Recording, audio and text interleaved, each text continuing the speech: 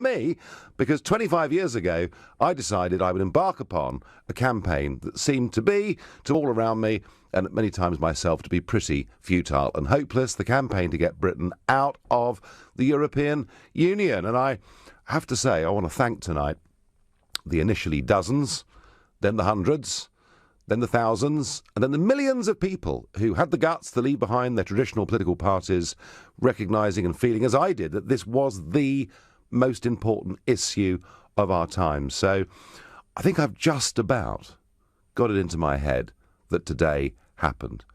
Sir Tim Barrow, the British ambassador, went to Donald Tusk, who is the chairman or president, as they call everything over there, of the European Council, and delivered the letter that triggered Article 50. Tusk was triggered, and that's it.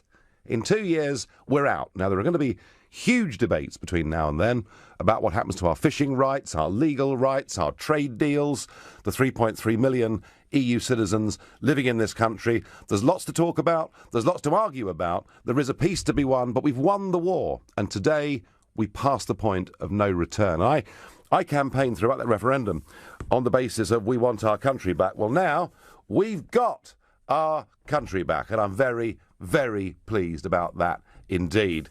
But I'm wondering, are you out there feeling as happy as I am? The Prime Minister has said that we must all come together.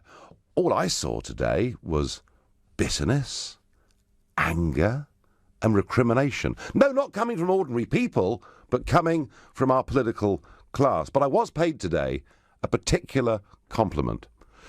Lord Heseltine, and I remember before the referendum with Ian Dale in the chair, and he and I were in this studio for an hour's head-to-head debate. And I remember thinking, this man doesn't really like me very much. Well, this is what Lord Heseltine, former Deputy Prime Minister, had to say about me today. The British people are fed up with 8 years of economic stagnation, and there's deep unease about immigration. And the beginning of the process was actually Nigel Farage. And we all know that the message that he had, the message that Donald Trump has got, and it's all interlaced with economic difficulties and immigration. Those are the two underlying issues. So there we are. According to Lord Heseltine, it is all my fault. I started everything. I've caused Brexit and I've caused Trump. According to Lord Heseltine, I am feeling really, really like a happy bunny this evening. And my question to you, and let me know what you think on this historic day, is do you feel as happy as me? Are you sad? Are you angry? Are you not sure? So if you're celebrating tonight, as believe me, I'm going to be after this programme, then you can call on 0345 6060973. If you're deep in mourning, then you can, of course, text to 84850. If you're not sure, then you can tweet at LBC using the hashtag Farage and LBC, and you can watch the show live on LBC's Facebook page right now. Let's take our first opinion. I'm guessing we're going to get some quite strong emotions on both sides. I'm going to ask Chris in Bath. Chris, how do you feel on Trigger Day? Oh, I feel so deeply relieved and so happy about having the key to our cage unlocked. We're on the way. We're walking to the sunlit uplands of freedom. I've got my champagne in the fridge. Have you? I'm ready to celebrate. Well, Chris, it's 7 o'clock. Why not crack it open now? Give me a couple of minutes. I don't talk and drink. Don't you? Oh, I do. In fact, funny enough, because I was due to do a whole series of... I'd done some stuff in the morning, but I was due to do a whole series of TV interviews today on College Green, you know, where they all mill around and they set up their tents. And there was a big LBC tent there amongst all the others. And for, I don't know what it was, but I seemed to get... I went for a quick drink in the Marquis of Granby, Chris, and I somehow got stuck there. And I said to my press officer, I said, what time's that BBC Live hit? He said it was 20 minutes ago. I said, oh dear, we're in a bit of trouble. And then do you know what happened? They all came to me. All the cameras came to the Marquis of Granby, and I sat outside doing all my press conferences. I didn't have champagne, I had a pint. But I tell you what, whether you drink champagne as Chris does, or beer as I do, or tea's your favourite thing, Chris, I'm with you. I think we should be celebrating today, and I think. I know you sort of depreciate the thanks, but I can tell you now, for the few of us who are going to get through tonight, and on behalf of the millions who've quietly accumulated over the years, and I've been looking at this problem, this terrible trap that we've been manacled into for 20 years now. And I cannot tell you how happy I am to be talking with you tonight and thanking you from the very bottom of my heart. Chris, thank you. Have a fantastic evening. And I'm with you. I am wildly bullish and optimistic about our future as a self-governing nation. But I know that not everyone is going to feel exactly like that. I wonder how Matthew in Heathrow is feeling this evening.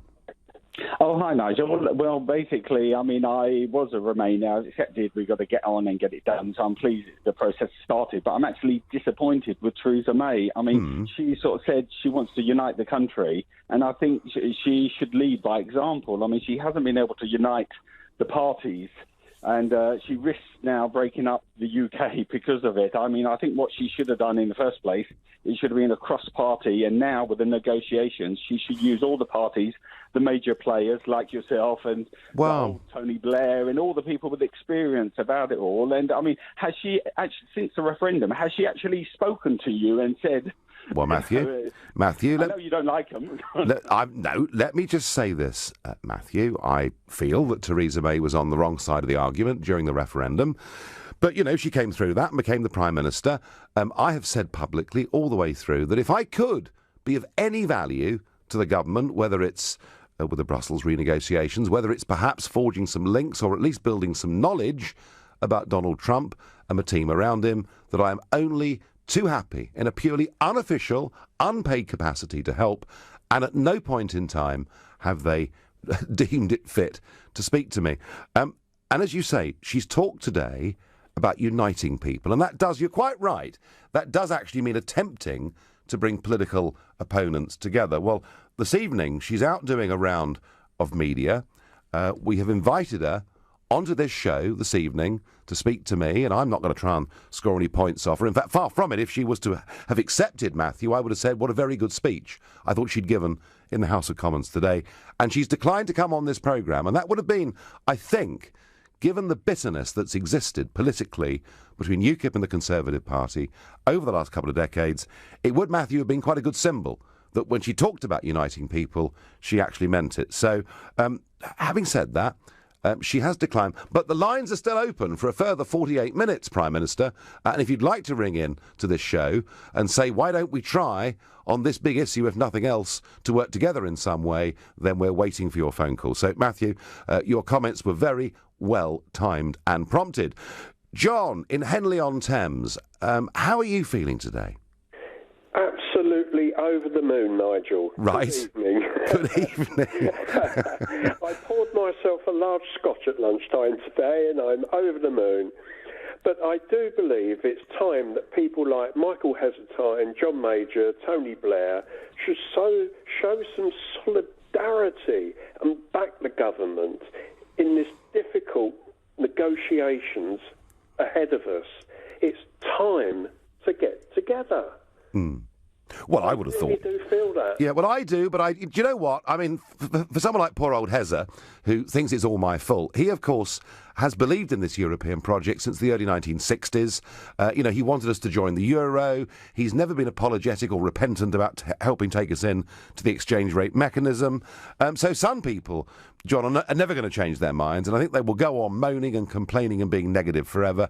But I tell you, John, what is really interesting, and we've talked about this a couple of times over the last few weeks, the latest polling out this morning from YouGov showed that now 69% of voters in the country want the government to get on with Brexit. They accept the result and they think we should move on. So in a funny way, despite the fact Westminster is very deeply divided, I think what you'll see actually is the country itself is beginning to come together. John, enjoy the day, celebrate. The first text I've got here is Nigel. You're a person who really doesn't want to get out of Europe.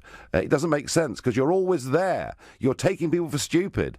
If I was in charge, I'd ban you from travelling to Europe. Please read out my message. It's anonymous. How disappointing.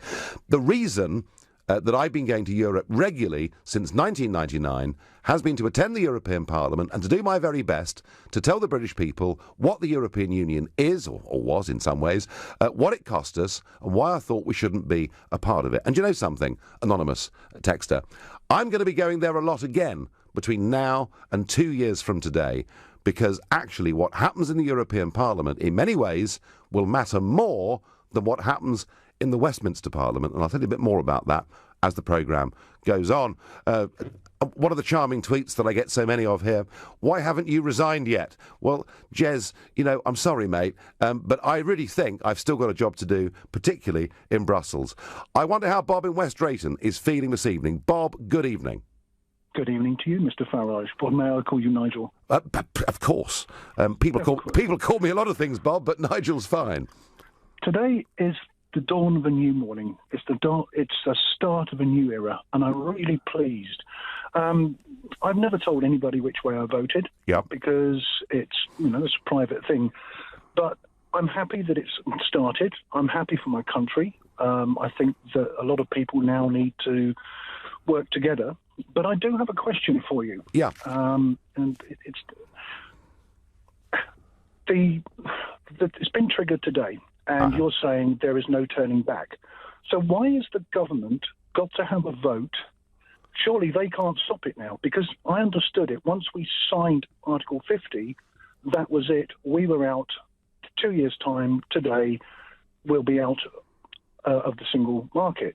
But government have got to have a vote. So what are they going to vote on? If they turn around and say, well, we don't like this, can they turn around and say, we're not going? Well, ultimately, the big debate, and that was the ping-pong game, wasn't it, that went on between the House of Lords and the House of Commons, was whether, effectively, the House of Commons, at the end of this, could be able to stop the deal, and they're not going to be able to. They will be able to give an opinion on the deal, but actually very little more than that. So this Parliament, Bob, is not going to be able to stop whatever the government negotiates. What is unclear, look, we've won the war, Bob, and that's why today's a big day of celebration. The question now will be, how do we win the peace? And my concern, if you've been listening over the last few weeks, is we appear to be making way too many concessions before we've even got to the negotiating table proper. I think, Bob, the government is in a very, very strong position.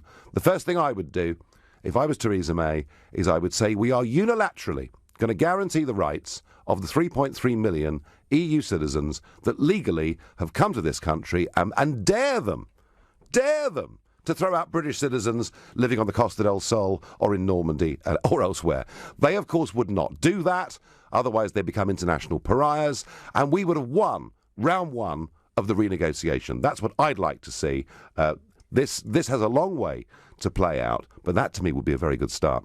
Right now, you're listening to The Nigel Farage Show on this great historic day of March the 29th, 2017. This is LBC. It's 7:15.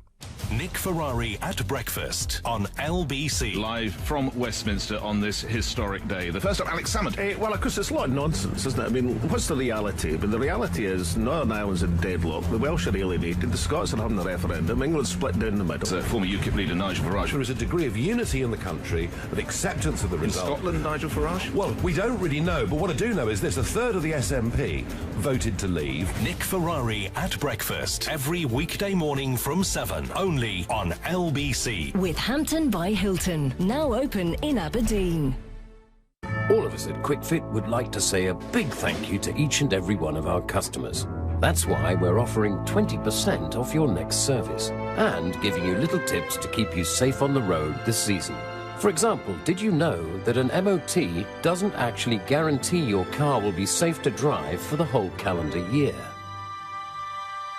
Get down to your local QuickFit today to receive 20% off your next service. QuickFit, it's all about the service. Divorce. It threatens the things you've worked hard for in more ways than you can imagine. Your home, savings, pension, and most of all, your relationship with your children. Don't let divorce cost you any more than it has to. Cordell & Cordell is dedicated to helping men in matters relating to divorce. Call now on 0330 60 60 161 or visit cordellcordell.co.uk, office in central London. A partner men can count on. Writing job descriptions, managing candidates, setting up interviews. Hiring's hard. But Indeed.com makes it easy. Post your job, organise candidates, schedule interviews. All on the UK's #1 job site. And with more people in the UK using Indeed than any other job site, easy works. Find your next hire at Indeed.com today. Terms, conditions, quality standards and usage limits apply. UK's #1 job site based on total unique visitors to Indeed.com. The family member who was concerned. The neighbour who felt uneasy. The teacher who was worried. The coach who noticed at practice. And you. Child abuse. If you think it, report it. Visit gov.uk/tackle child abuse to find out how. Together, we can tackle child abuse. Finally, it's spring. The days are getting longer. Time to gather friends and fire up the barbecue. Get your spring off to the perfect start with Weber. From the 18th of March until the 17th of April, buy a revolutionary Weber Genesis 2 gas barbecue, register it online, and get an iGrill 3 digital Bluetooth thermometer for free. Serving excellent food has never been easier. Visit Weber.com for more information. Weber, for life. Let's start the meeting with a round of quick-fire questions. Whoever gets the most correct answers gets tomorrow off. First question. What's the most efficient way to manage our expenses? Concur. How can you capture supplier invoices electronically and manage approvals from anywhere? Concur. By switching to blank, we now have the tools that give us full visibility into company spend. Concur. Bob, you're the winner. You get tomorrow off. But tomorrow's Saturday. A deal's a deal. Oh. Expense, travel, invoice. Learn more at concur.co.uk.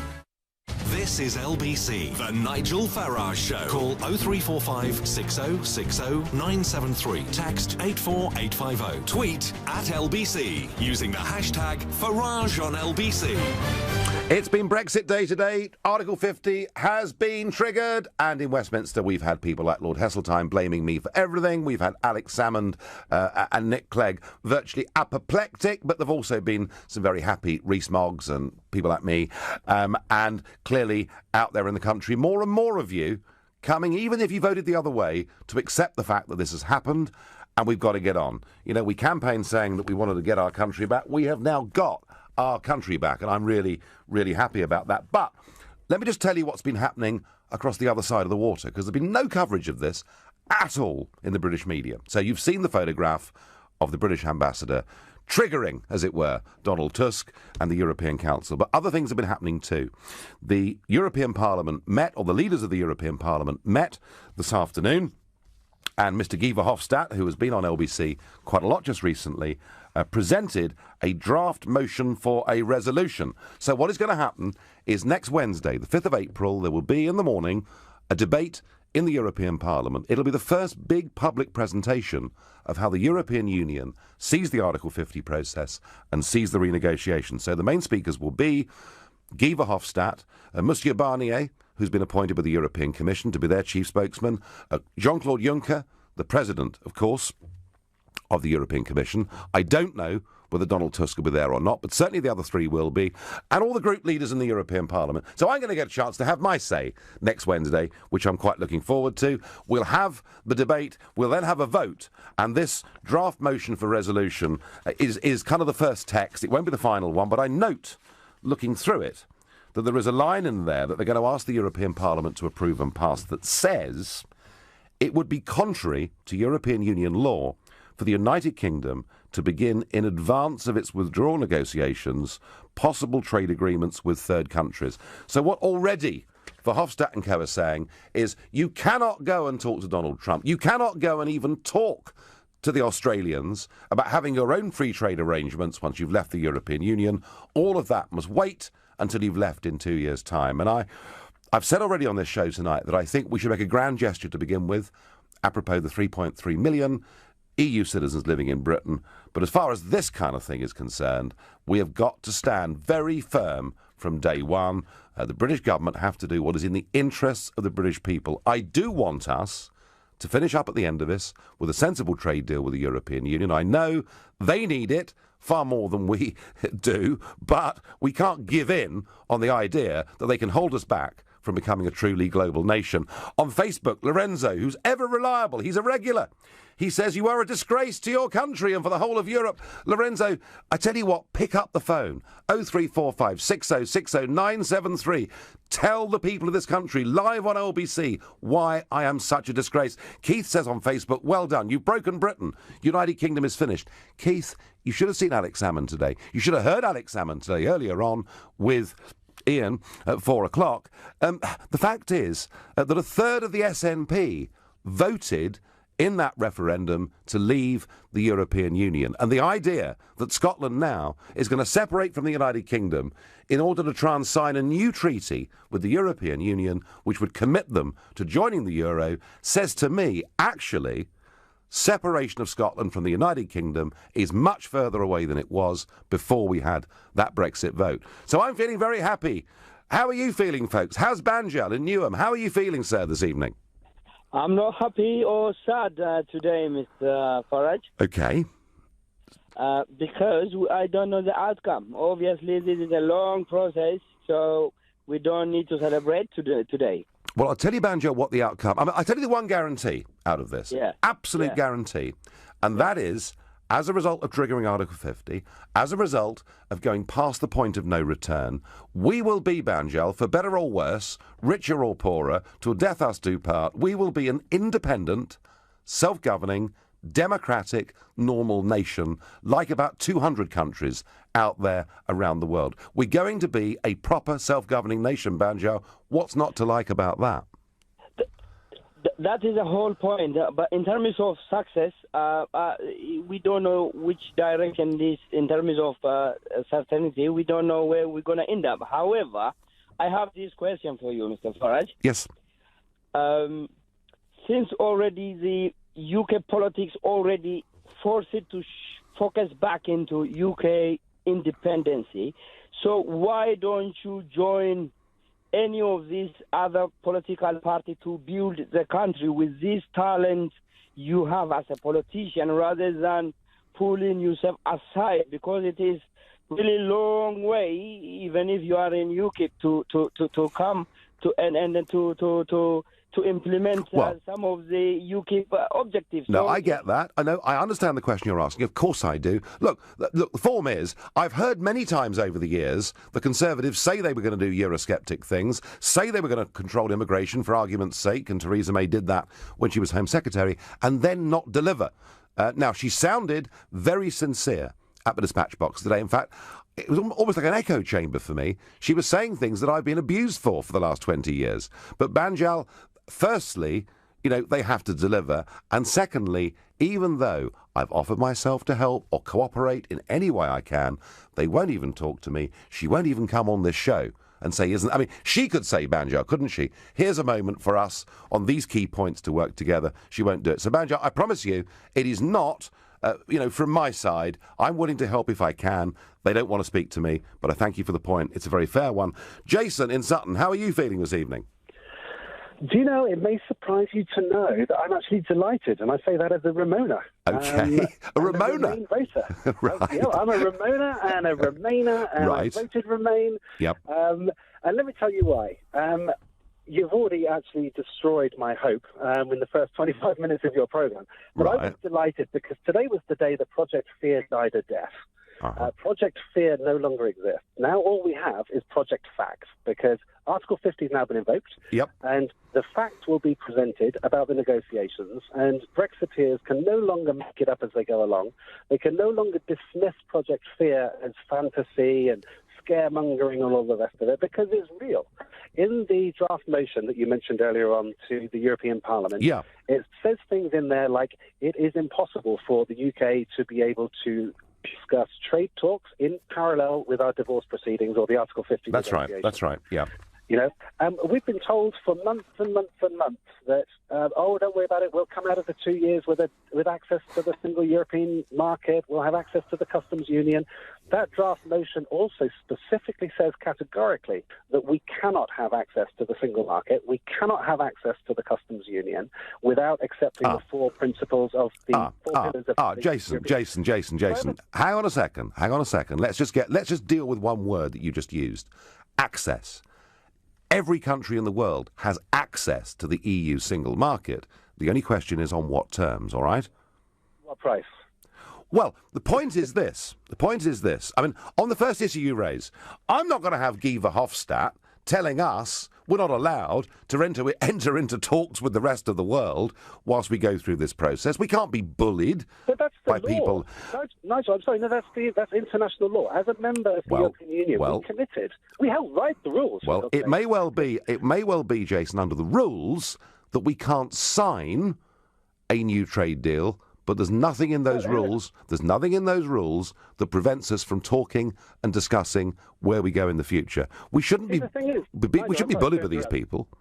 Sorry to interrupt, but I mean, at the moment, access to the single market is not as important as people think. What most people are forgetting to talk about is that 55% of our trade does not go to the European Union. I know. It's sold to 53 nations around the world under EU-negotiated trade agreements over the last 40 years, including Australia and India, the USA, and various other places. We have trade agreements with all of these. No, we don't. Countries. No, we don't, actually, Jason. We don't. The EU does. The EU has made trade agreements around the world and done so on our behalf, and that's true. But actually, it's very bad at this. It's very slow at this. Singapore, Switzerland, South Korea, and Chile have on their own, as relatively small nations, negotiated far bigger, greater global trade deals than the European Union has done on our behalf, Jason. And the other point, of course, is that you can trade without trade agreements, can't you? You absolutely can. And the chairman, or the CEO, chief exec of the World Trade Organization, estimated that outside of, even with, in the best possible deal we could get, where we retain membership of the single market and membership of the customs union, but we work on World Trade Organization rules with the other 53 countries that we lose our trade agreements with as a result of our leaving the European Union, because the EU, under the best imagination in the world, are not going to allow us to trade under their agreements around the world after we've left. Well, actually, before the Lisbon Treaty, Jason, before the Lisbon Treaty, every one of those trade agreements before the Lisbon Treaty actually was also incorporated into law by our Parliament as well. I don't see any difficulty in us being grandfathered into those trade agreements, but even if we weren't, don't doubt our ability, to go out there and forge our own way in the world. If little countries like Switzerland and Singapore can do it, I'm absolutely certain we can do it. And if you want to quote rules at me, all right, Article 8 of the Lisbon Treaty says that the European Union has a duty to come to advantageous economic terms with its neighbours. It's actually written in because it was designed to show what a force for good the European project was. So are they actually going to try and turn their backs on us? All right, we've got that ditch called the Channel between us, but we're still very close neighbours, and we're their biggest export market in the world. Jason, I think common sense is going to come through here. I take it that you're deeply unhappy with the referendum result. You're right, we are now into fact, and in a couple of years' time we'll know exactly where we're going to be. You're listening to the Nigel Farage Show on this historic day. It's LBC, it's 7:30, and time for the news with Rupert Bhatia. The President of the European Council says the EU already misses Britain after the formal Brexit process was started. Article 50 was triggered this lunchtime. The Prime Minister says there is now no turning back from leaving the EU. Labour says it will hold the government to account every step of the way. And thousands of people have held hands during a vigil to remember those killed in last week's terror attack in Westminster. A silence was held on Westminster Bridge at 2:40, the exact moment the attack started. LBC weather. A mix of cloud and showers into the evening, a low of 10 Celsius. Tomorrow, cloudy and wet in the west, drier and brighter elsewhere, a high of 21 degrees. LBC Travel, good evening. I'm Claire Sharp. The M40 still has delays northbound from the M25 towards Junction 3 at Loudwater. One lane is still closed because of that serious accident earlier, but the M25 is looking better. In East Finchley, the A1 is partially blocked westbound between Kingsley Way and Hill Rise because of an accident. And in Bexley Heath, Crooklog is very slow eastbound at Brampton Road because of those roadworks. It's also causing delays northbound on Danson Road from the Danson interchange. In Manchester, the M61 very slow southbound between the Kersley roundabout and Junction 3 for the Kersley Spur. Two lanes are closed for barrier repairs, and in Cumbria the A595 has been closed in both directions between Homewood Road in Whitehaven and the Moor Road turn-off because of an accident causing long delays on both approaches. For more real-time traffic updates, go to lbc.co.uk. This is LBC. This is a live update for UK businesses. Right now, the world needs the UK's trusted experience and knowledge in construction and infrastructure. Opportunities include building sports centres and providing innovative construction materials. To build your business internationally, search Exporting is Great. Oh, Romeo, Romeo, wherefore art thou, Romeo? I've climbed this leaning ladder, which you told me to fetch. But if I'm going to reach you, then I'll have to stretch. Oh, I don't think it's wise that you should try to reach from there, for if you lose your balance, you'll be falling through the... Oh, no, Romeo. When you're up a ladder, always keep your body weight centred and both feet on the rungs. Don't overreach. Move the ladder instead. Oh, I bet Rapunzel never had this problem. Are you confused about PPI? At PPI Hotline, we want to give you the facts. There is absolutely every reason to check you had PPI. Even if you think you never have, we can help you find out, as you could be owed thousands. And now there's a deadline. We just need the name of the bank you've had loans or credit cards with, and we'll check for free. So find out now if you're owed by texting WIN to 83222. PPI Hotline. Text WIN to 83222. Last year, 500,000 apprenticeships were started in England. I'm here with Shelley Thompson from Angel's Costumes to find out how apprenticeships have benefited their business. In the past, we found it really hard to recruit the right skill sets. But since launching our scheme, we can train apprentices to meet our business needs and give them the opportunity to earn, to learn and to progress their careers. We now have skilled apprentices who are moving up the ranks and making a huge contribution to our business. To find out how apprenticeships can work for your business, phone 08000 150 600 for free advice, or search Get In, Go Far. When you need more space. Think creatively. What could you use a log cabin for? A studio? A home office? A den for the kids? Creative Living will design and build a log cabin to suit your needs, even taking care of electricity and climate control. See for yourself at our 3 large cabin display villages in Surrey. Find out where at creativelivingcabins.co.uk. Your own log cabin, handcrafted, the creative living way. Finally, it's spring. The days are getting longer. Time to gather friends and fire up the barbecue. Get your spring off to the perfect start with Weber. From the 18th of March until the 17th of April, buy a revolutionary Weber Genesis 2 gas barbecue, register it online, and get an iGrill 3 digital Bluetooth thermometer for free.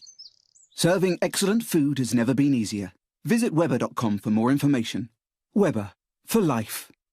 The Nigel Farage Show on LBC. Call 0345 6060 973. It's a big day in British politics. It's a big day in our nation's entire history. Have to say, pretty big day in my life after 25 years of campaigning and having been thought by most people to be mad, bad, dangerous and many other things.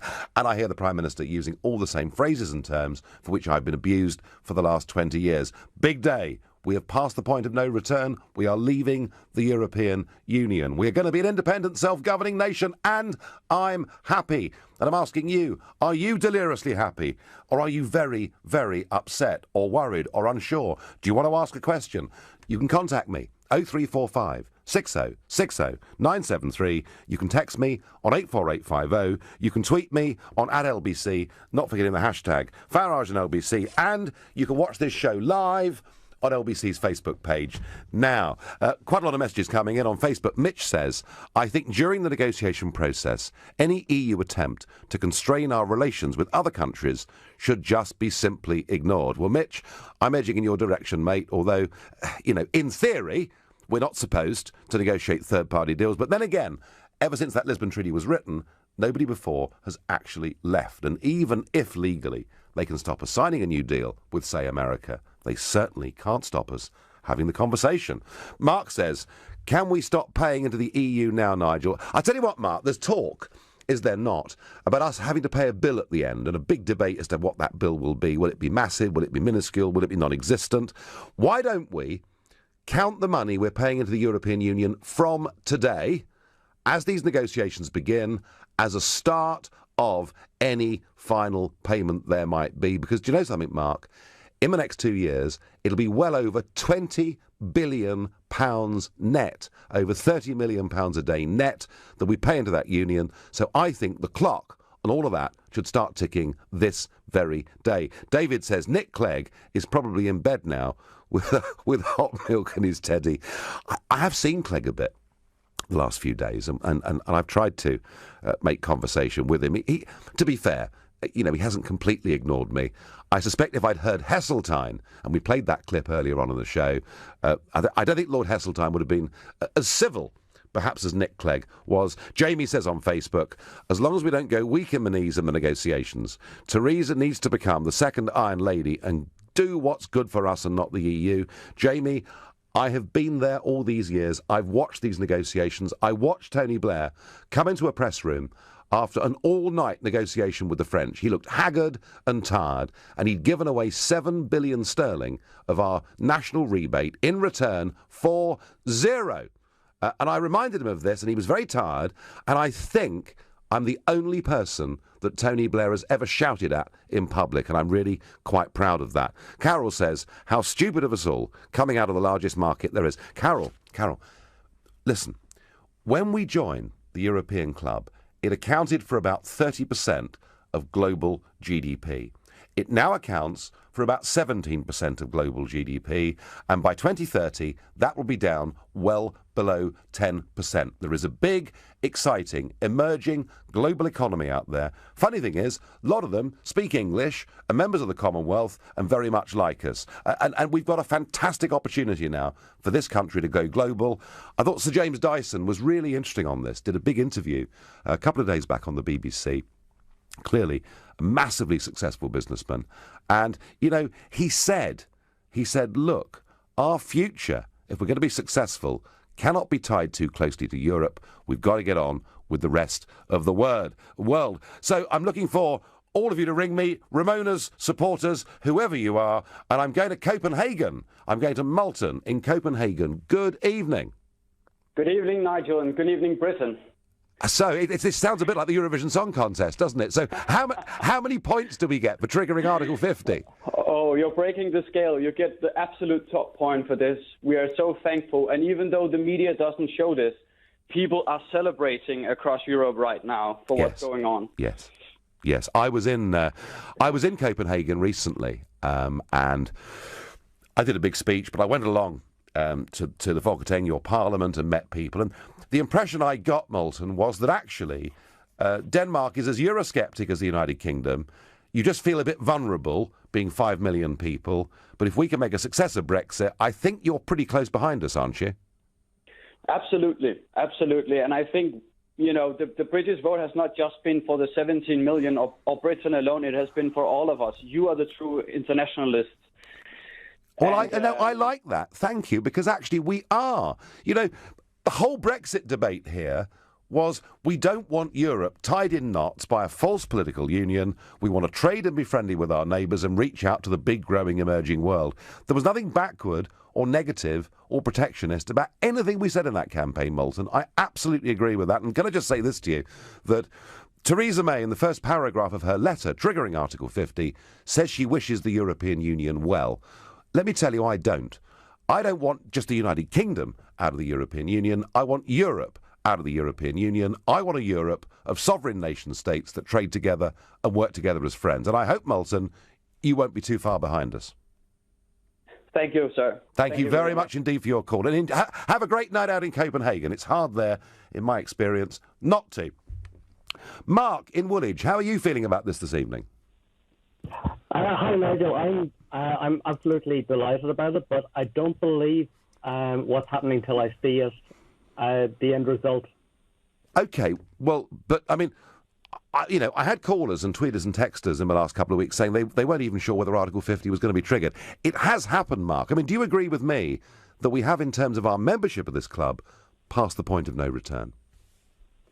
I do, and actually, I met you a number of years ago. I used to work for the Irish office in Brussels. Oh, okay. And, when the Lisbon Treaty happened for a second time, I wasn't very happy, but I was told that it was good for their jobs over there to keep it. But my understanding at the time, it wasn't good for Ireland, and it wasn't good for Britain either. So for that reason, I'm glad that we're definitely out. Yeah, I mean, tell me about your experience working over there. I mean, did you get the feeling that actually this was the biggest gravy train that had almost ever been created? No, it definitely was. It was definitely what they called the Brussels bubble. Yes. And people were very isolated from real life over there. They had discounts on food, tax off clothing, electrical goods. Yeah. If you spend more than €100 a day.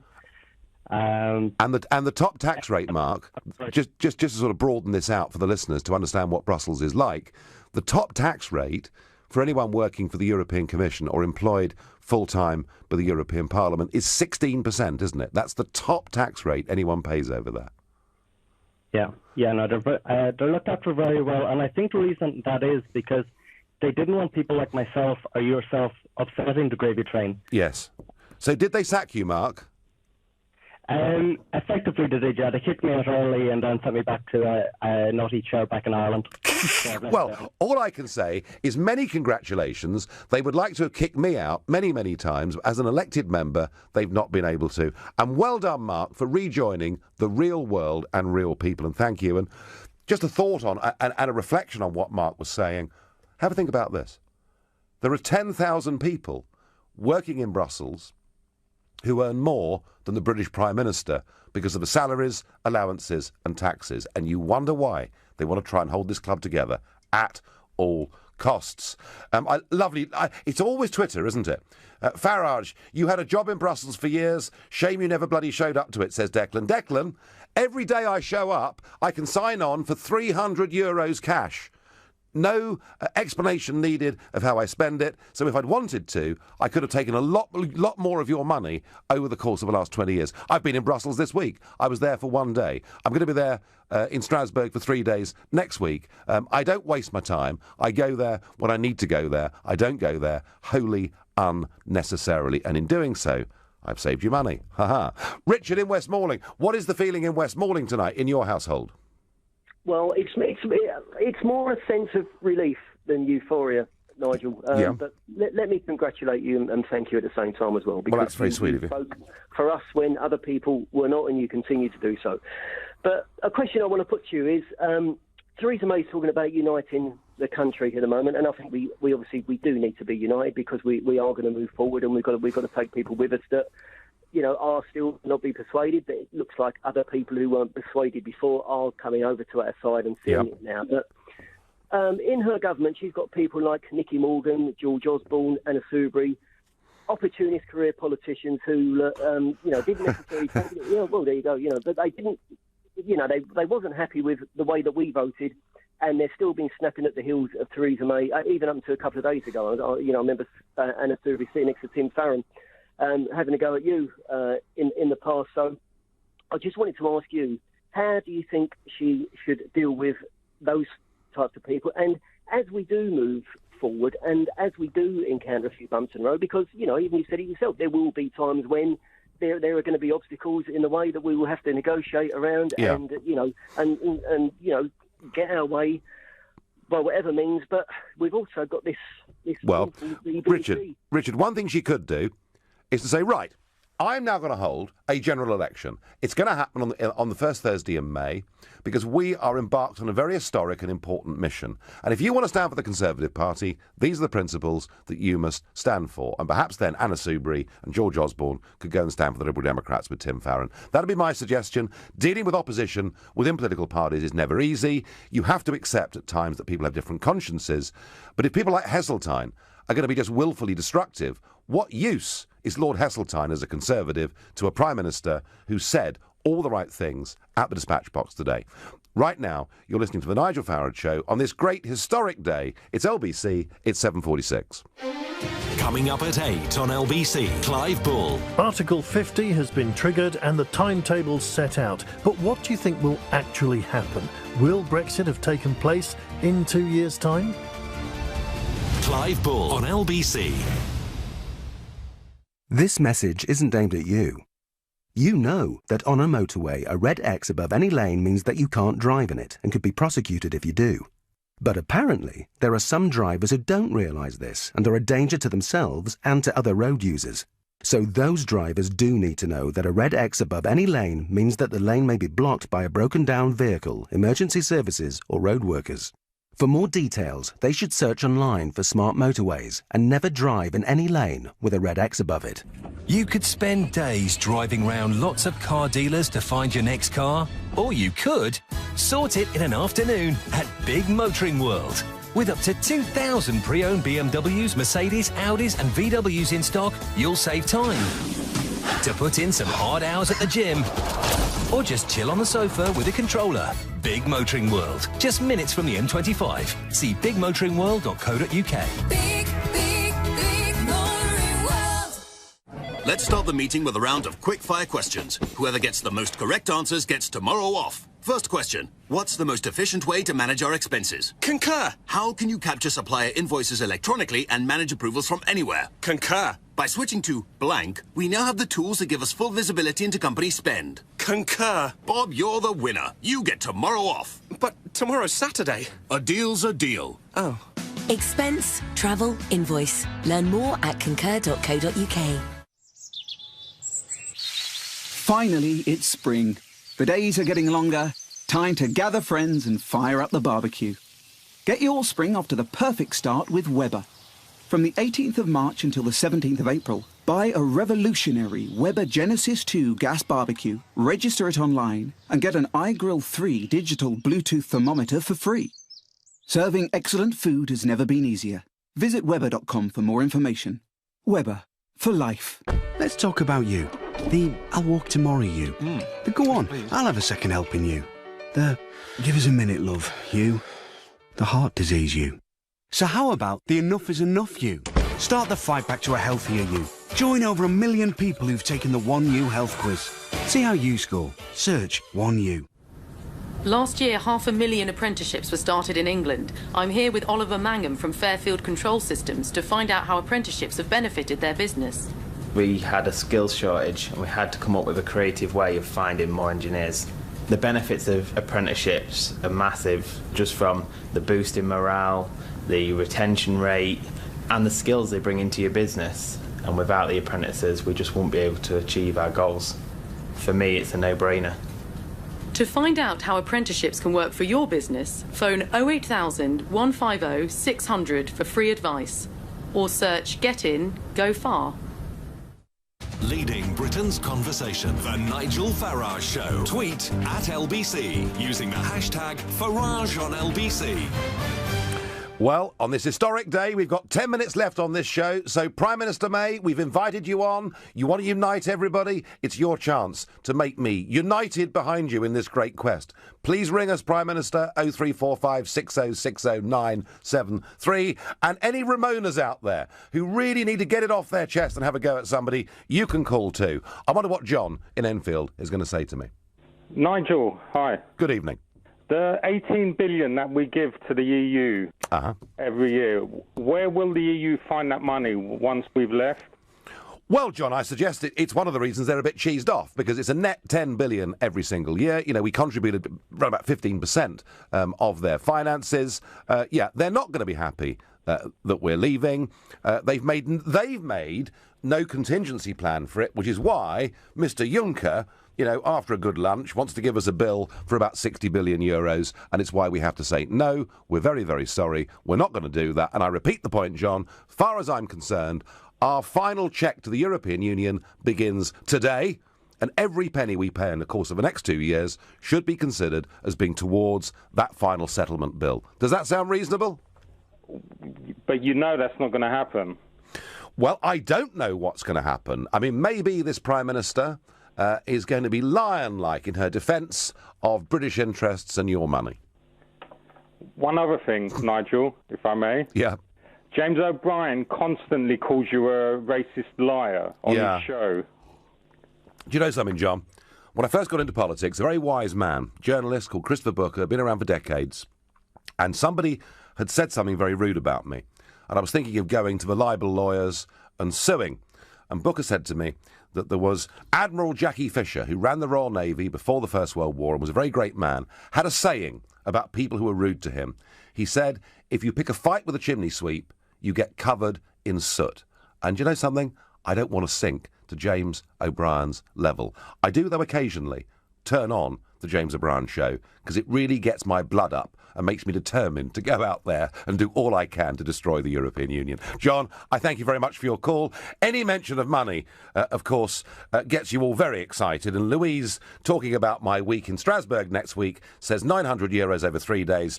Nice work if you can get it. Yeah, all right, Louise. Don't have a go at me. Have a go at the ones that are going to be there for 5 days next week and probably do less than I will do. And Anne says, what happened to our Independence Day holiday? Well, and Anne, I couldn't agree with you more. A London cabbie shouted out today of the cab. He said, a great day, Nigel, but not as good as the 23rd of June. And I agree with that. And I do think in future, June the 23rd should become UK Independence Day. The Americans have July the 4th. It should be ours. I will keep arguing for it.